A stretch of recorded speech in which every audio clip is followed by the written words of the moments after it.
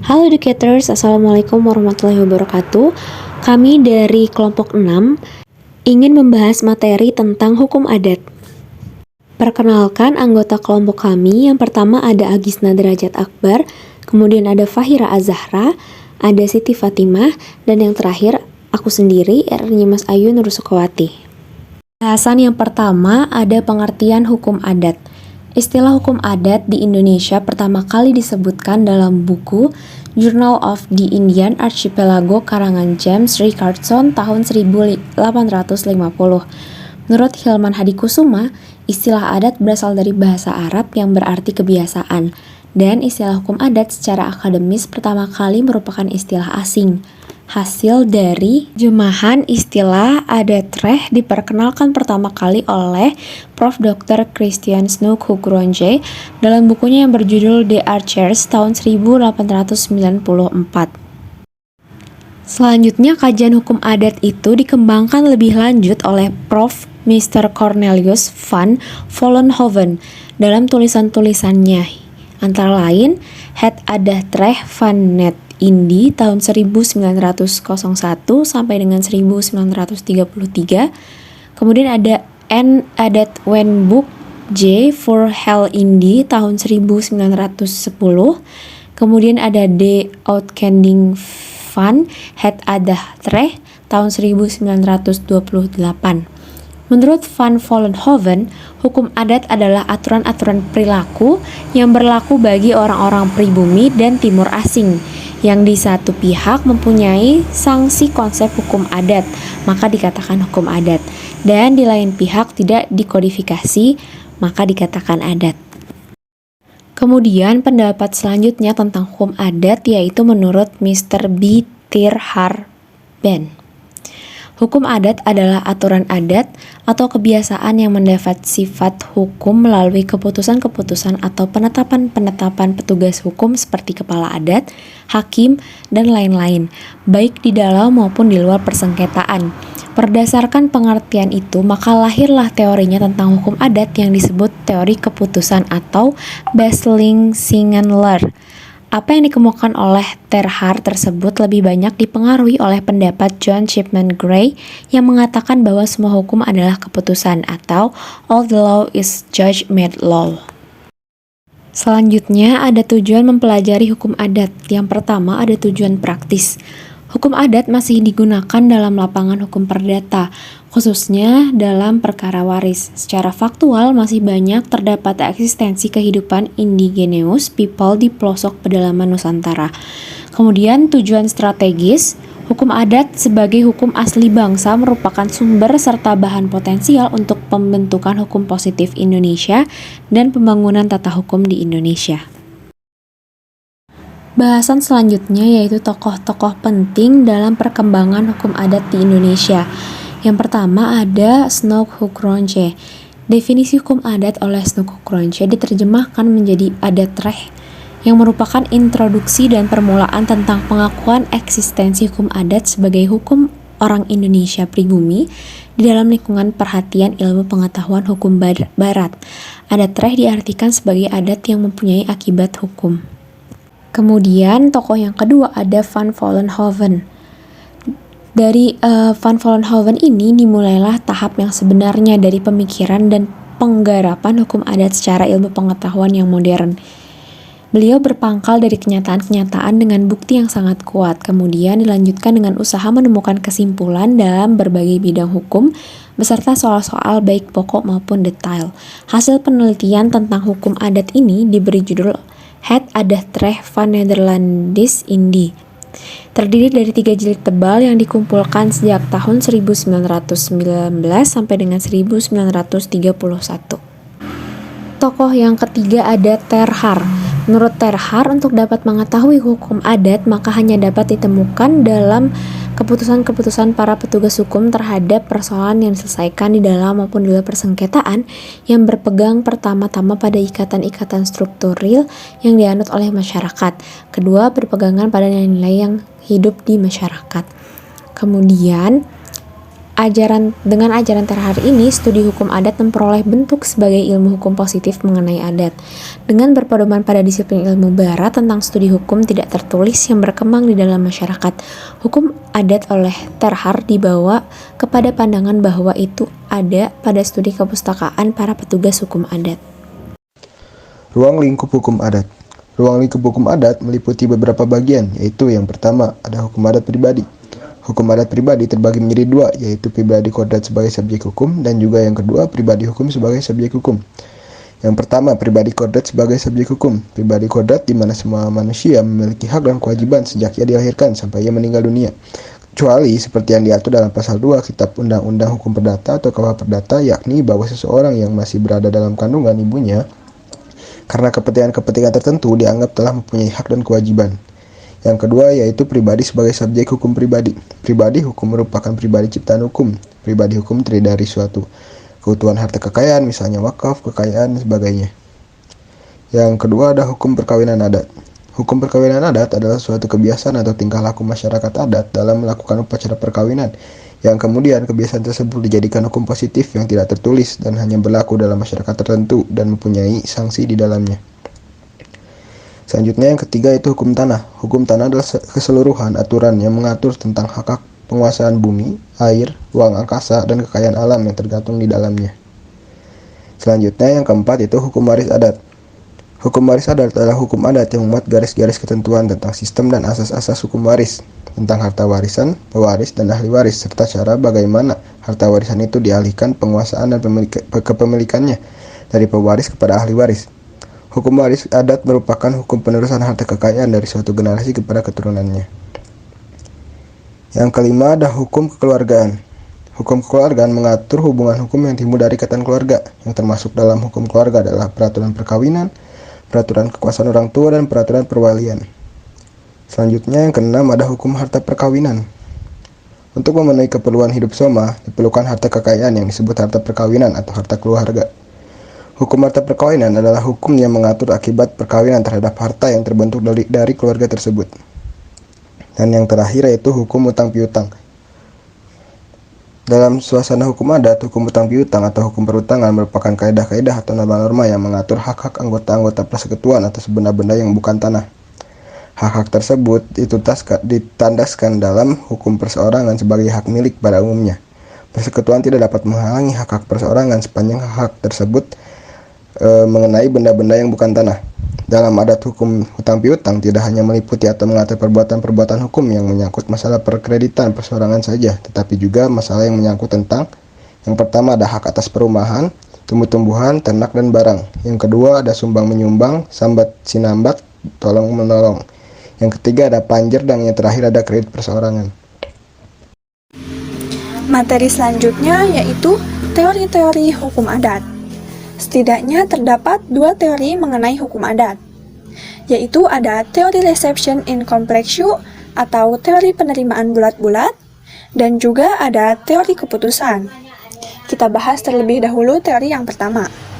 Tadi teori reception in complexu atau teori penerimaan bulat-bulat dikemukakan oleh Van der Burg. Ia adalah seorang sarjana hukum yang pernah menjabat berbagai jabatan penting. Menurut teori ini, adat istiadat dan hukum adat suatu golongan atau masyarakat adalah penerimaan seluruhnya dari agama yang dianut oleh golongan masyarakat itu. Dengan kata lain, hukum adat suatu golongan masyarakat adalah hasil penerimaan bulat-bulat dari hukum agama yang dianut oleh golongan masyarakat itu. Jadi, menurut teori ini, hukum adat dari orang yang beragama Hindu adalah hukum Hindu. Hukum adat dari orang yang beragama Islam adalah hukum Islam. Orang yang beragama Katolik, hukum adatnya adalah hukum Katolik, dan seterusnya.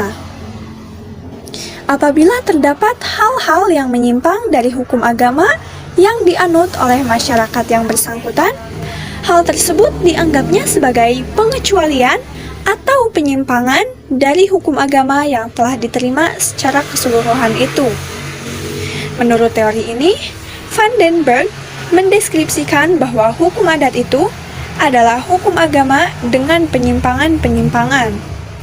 Ia menyatakan bahwa hukum agama merupakan dasar hukum adat, yang pada dasarnya hukum adat sama dengan hukum agama.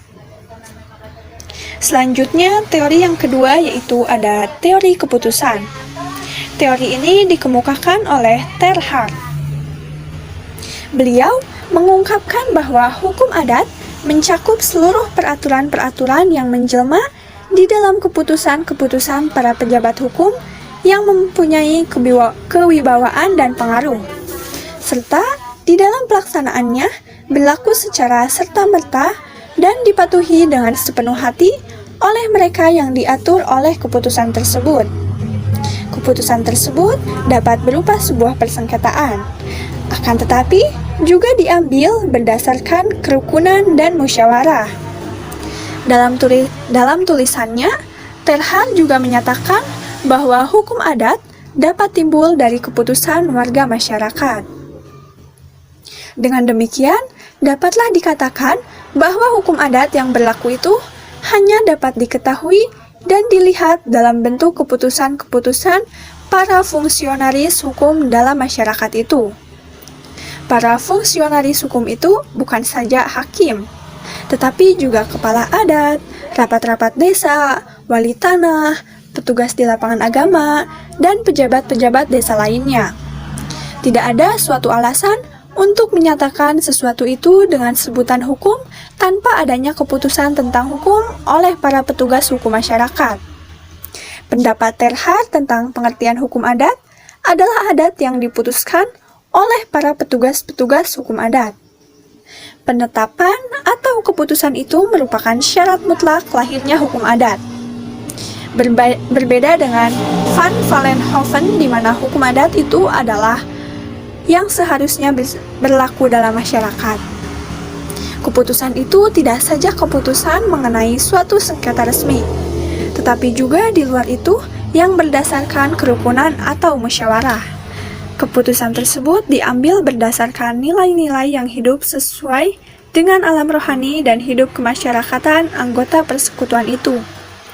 Pandangan Teilhard yang mendalam, yang penuh perhatian serta pengertian ini terbukti dari kata-katanya bahwa setiap hakim yang harus mengambil keputusan menurut adat agar dapat melakukan tugasnya dengan baik, haruslah menginsafi sedalam-dalamnya mengenai sistem atau sel-sel hukum adat dan juga kenyataan sosial serta tuntutan keadilan dan kemanusiaan. Materi selanjutnya yaitu sumber hukum adat. Sumber hukum adat ini terbagi ke dalam 3 bagian. Yang pertama yaitu sumber pengenal, yang kedua sumber isi, dan yang ketiga sumber pengikat.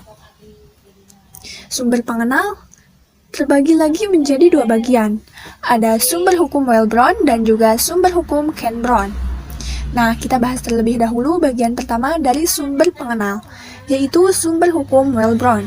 Sumber hukum ini adalah sumber hukum adat dalam arti dari mana hukum adat timbul, atau sumber hukum adat dalam arti yang sebenarnya.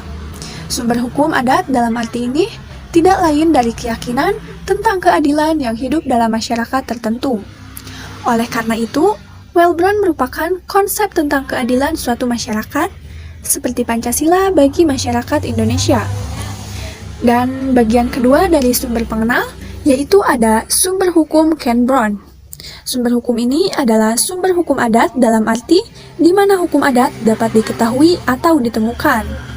Sumber hukum ini menunjukkan kepada tempat atau bahan yang dapat digunakan untuk mengetahui di mana hukum itu ditempatkan dalam lembaran negara. Oleh karena itu, sumber di mana asas-asas hukum adat menempatkan dirinya dalam masyarakat sehingga dengan mudah dapat diketahui. Cambron merupakan penjabaran dari Wellebron. Atas dasar pandangan sumber hukum seperti itu, maka para sarjana yang menganggap hukum itu sebagai kaidah berpendapat sumber hukum dalam arti Cambron itu adalah adat kebiasaan, jurisprudensi, peraturan piagam raja-raja, peraturan-peraturan perkumpulan adat, kitab-kitab hukum adat, dan buku-buku standar mengenai hukum adat. Dan sumber hukum adat yang kedua yaitu sumber isi. Sumber isi ini merupakan kesadaran hukum yang ada dan hidup di tengah masyarakat adat setempat. Dan selanjutnya, Sumber hukum adat yang terakhir ialah sumber pengikat. Sumber pengikat hukum adat adalah rasa malu yang ditimbulkan oleh karena berfungsinya sistem nilai dalam masyarakat adat yang bersangkutan atau karena upaya-upaya lain yang pada akhirnya akan mengenai orang yang bersangkutan apabila ia tidak mematuhi hukum yang ada. Dengan kata lain, kekuatan mengikat hukum adat adalah kesadaran hukum anggota masyarakat adat yang bersangkutan. Contoh kasus Hukum Adat Jawa. Salah satu hukum adat yang ada di Indonesia adalah hukum adat Kejawen atau bisa juga disebut hukum adat Jawa. Di era modern seperti saat ini, memang agak sulit dipercaya bahwa masih ada hukum adat yang berlaku. Namun, tidak demikian di masyarakat Jawa. Masih banyak masyarakat Jawa yang menjunjung tinggi dan mempercayai hukum adat Jawa untuk setiap kegiatan yang dilakukan. Bahkan, tidak jarang hukum adat Jawa tersebut terlihat mengalahkan kebebasan modern ataupun kemudahan-kemudahan yang ditawarkan oleh kemajuan teknologi. Berikut ini adalah contoh hukum adat Jawa yang masih berlaku hingga saat ini. Pertama, perhitungan kalender. Kepercayaan masyarakat Jawa, terdapat hari-hari baik untuk melakukan sesuatu atau memulai suatu kegiatan tertentu. Tidak semua hari baik untuk melakukan kegiatan. Bahkan, dengan kepercayaan ini, orang Jawa beranggapan jika kegiatan dilakukan tidak sesuai dengan perhitungan kalender Jawa, maka orang tersebut bisa mendapatkan musibah. Hukum adat Jawa ini tidak terlepas dari kepercayaan akan hal-hal mistis yang terlihat tidak lagi logis di era modern seperti saat ini. Namun pada kenyataannya, hukum adat ini masih banyak dipercayai oleh masyarakat Jawa. Hukum adat Jawa terkait perhitungan kalender Jawa ini tidak hanya mengatur pernikahan seperti yang masih banyak terlihat di kehidupan sehari-hari.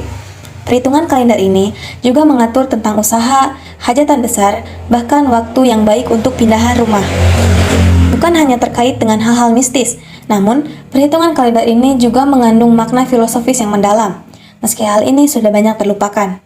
Banyak orang yang sudah tidak lagi memahami apa makna dari perhitungan kalender ini, melainkan hanya sebagai syarat untuk mendapatkan keselamatan dan keriduan Tuhan Yang Maha Esa.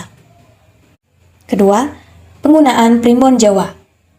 Menurut Ki Joko, pakar ilmu kejawen, berdasarkan realitas supranatural manusia, perlu untuk menyiasati kegagalan dalam menjalankan sebuah usaha.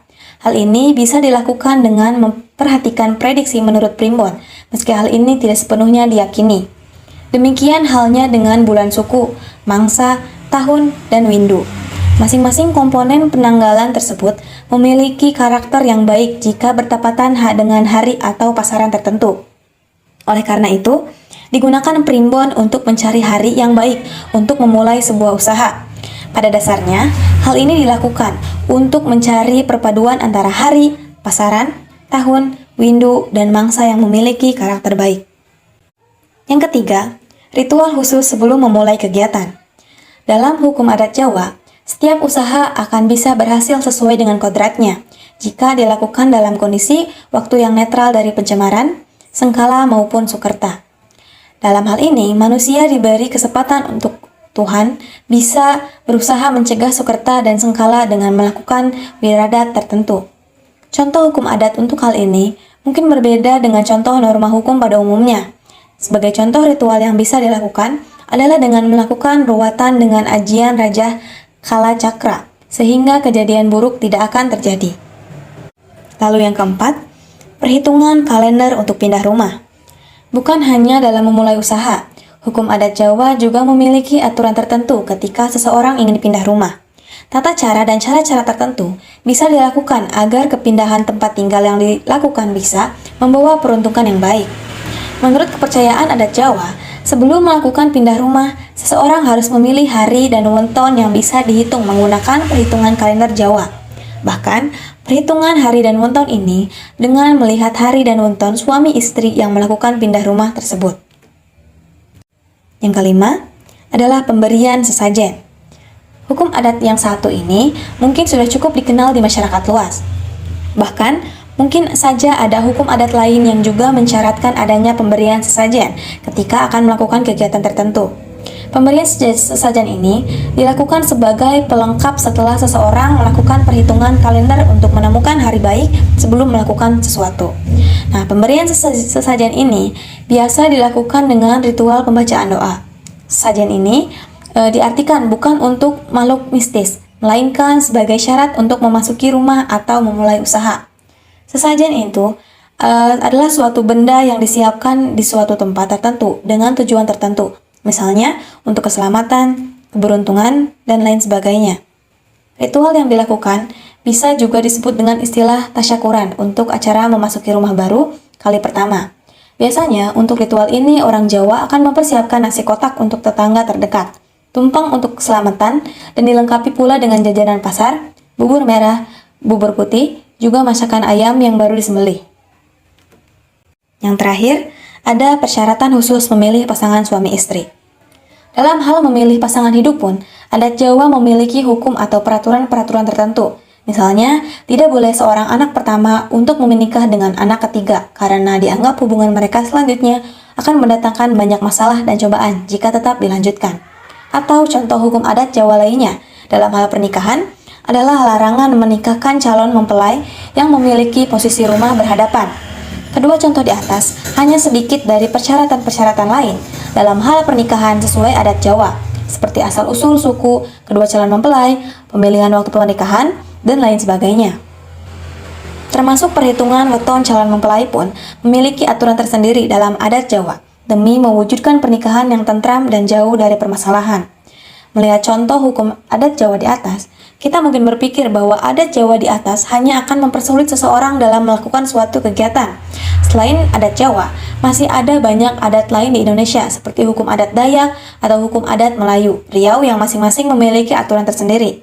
Meski begitu, ada baiknya jika kita kembali mengembalikan segala urusan kepada Tuhan Yang Maha Esa, alih-alih kepada hal-hal yang berbau mitos. Akan tetapi, kita juga tetap harus menghormati orang-orang yang masih mempercayai tradisi leluhurnya.